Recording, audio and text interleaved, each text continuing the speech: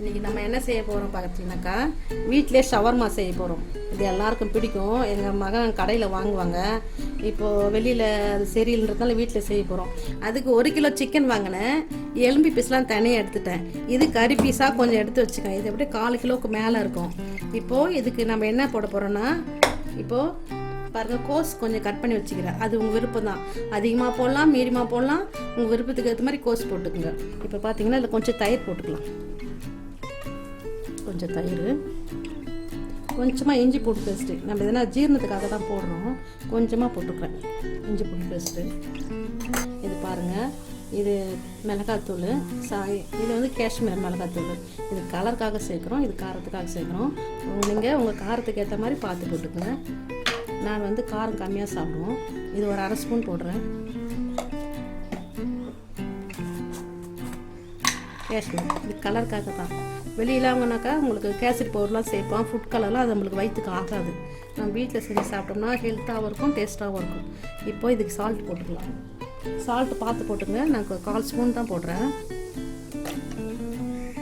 இது நம்மளை பிசைஞ்சிட்டு நல்லா இதை நல்லா பிசைஞ்சு இது ஒரு கொஞ்ச நேரம், ஒரு எப்படின்னா ஒரு 10 நிமிஷம் 15 நிமிஷம் நல்லா ஊற வச்சுடுவோம். ஊற வச்சுட்டு அதுக்கப்புறம் ஒரு 3 விசில் விட்டு எடுத்துக்கலாம்.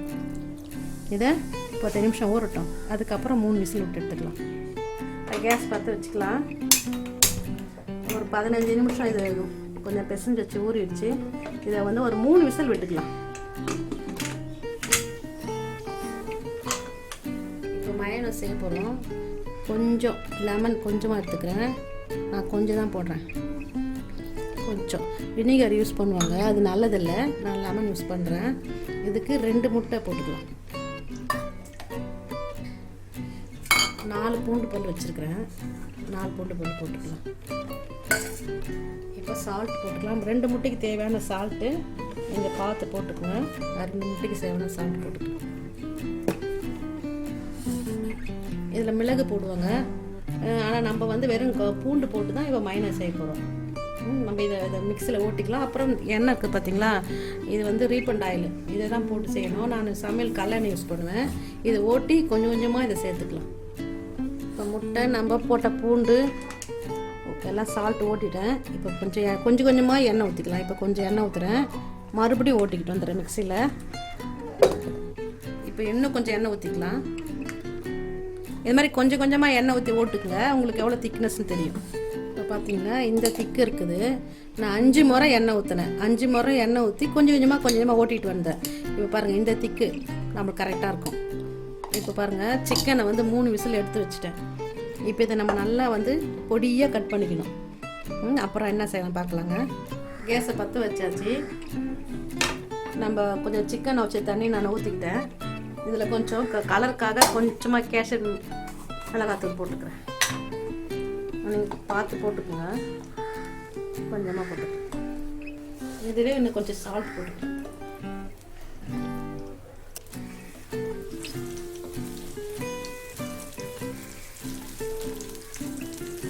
இந்த சிக்கனை பாருங்கள், பொடி பொடியாக நான் கட் பண்ணி வச்சுக்கிறேன். இதே போல் நீங்கள் பொடி பொடியாக கட் பண்ணிக்கோங்க.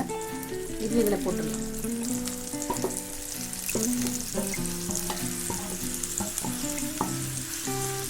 இது நல்லா சுருண்டு வரட்டும். இப்போ கடையெல்லாம் வாங்கினீங்கனாக்கா குழந்தைங்களுக்கு உடம்புல ஒத்துக்கலன்னு சொல்கிறாங்க. ஆனால் பிள்ளைங்க இதை சாப்பிட விரும்புகிறாங்க. நீங்கள் வீட்டிலே செஞ்சு கொடுங்க. நிறைய ப்ராப்ளம் நானே டிவியில் பார்த்துருக்குறேன். இந்த ஷவர்மா சாப்பிட பசங்க ஆசைப்பட்டு அதனால அவங்களுக்கு ஃபுட் பாய்சன்லாம் ஆகிருக்குது. நம்ம அழகாக வீட்டிலே செஞ்சு குழந்தைங்களுக்கு கொடுக்கலாம். கொஞ்சம் கோஸ் கட் பண்ணி வச்சுக்கிறேன். கொத்தமல்லி போட மாட்டாங்க, ஆனால் கொத்தமல்லி டேஸ்ட்டாக போட்டுக்கிறேன். மைனஸ் எடுத்து வச்சுக்கிறேன். இது நல்லா சுருண்டு வரணும். தண்ணியெல்லாம் நல்லா சுண்டி வந்துடுச்சு. இந்த மாதிரி நல்லா இன்னும் கொஞ்சம் சுருளாக எடுத்துக்கோங்க. நான் 1 கப்பு மைதா, 1 கப்பு கோதுமை மாவு பிசைஞ்சு உப்பு போட்டு கொஞ்சம் எண்ணெய் போட்டு பிசைஞ்சு உண்டை போட்டு வச்சுருக்கிறேன். கடைங்களை வந்து வெறும் மைதா தான் பிசைவாங்க, அது குழந்தைங்க நல்லதில்லை. நீங்கள் இது மாதிரி நாங்கள் பாதி மைதா பாதி கோதுமை மாவு பிசைஞ்சு உண்டை போட்டு வச்சுக்க. இது சப்பாத்தியாக திரட்டிக்கலாம். இது நல்லா சுருண்டு வந்துடுச்சு. இந்த பதம் போதும். இப்போ நம்ம கேஸ் ஆஃப் பண்ணிவிடுவோம். இது நல்லா கொஞ்சம் ஆறட்டும். நம்ம விதைக்கி வச்சிருந்த சிக்கன் இப்போ வந்து இந்த பாத்திரத்தில் மாற்றிட்டேன். ஏன்னா அந்த கடையில் சூடு இருக்கும், அதனால் இதை மாற்றிட்டேன். இப்போ ஒன்று ஒன்றா நம்ம சேர்த்துக்கலாம். இப்போ மைனஸ் போட்டுக்கலாம். நம்ம பார்த்து போட்டுக்கலாம் மைனஸை. இப்போ கொஞ்சம் போடுறேன், நம்ம அப்புறம் கூட போட்டுக்கலாம். கொத்தமல்லி போட மாட்டாங்க, ஆனால் கொத்தமல்லி போட்டு செஞ்சால் டேஸ்ட்டாக இருக்கும், அதனால் கொத்தமல்லி சேர்த்துருக்குறேன். கொத்தமல்லி போட்டுக்கலாம், கோசு போட்டுக்கலாம். இதில் வந்து கடையில் பச்சை மிளகாய் சேர்ப்பாங்க. நான் குழந்தைங்களுக்கு பசங்க செய்யறதால பச்சை மிளகாய் சேர்த்துக்கல. எல்லாம் நம்ம கலந்துக்கலாம்.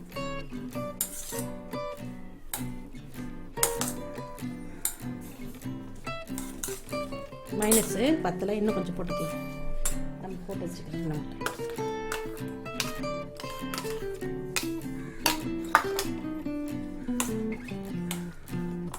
சூடாக அந்த சிக்கனில் நம்ம மைனஸ் போடக்கூடாது, ஏன்னா அது சூடான வெந்துடும், மைனஸ் வேகக்கூடாது. இது நல்லா சாப் பண்ணிக்கோங்க. இது அப்படியே நம்ம வந்து காரம் கம்மியாக தான் போட்டுப்போம், நீங்கள் பார்த்து போட்டுக்கோங்க, காரத்துக்காக பார்த்து போட்டுக்கோங்க.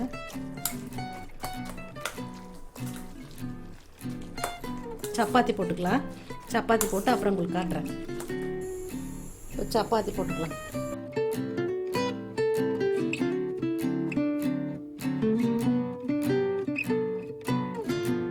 இன்னைக்கு வீட்டிலே சவர்மா செஞ்சிட்டோம். சவர்மா உள்ளே வச்சு நான் சப்பாத்தியில் ரோல் பண்ணிட்டேன். நீங்களும் உங்கள் பிள்ளைகளுக்கு ஈவினிங் டைமில் இதே போல் செஞ்சு கொடுங்க, ஆரோக்கியமாக இருக்கும். இதை சாப்பிட்டு பார்த்து எப்படி இருக்குதுன்னு கமெண்ட்டில் சொல்லுங்கள். தேங்க்யூ.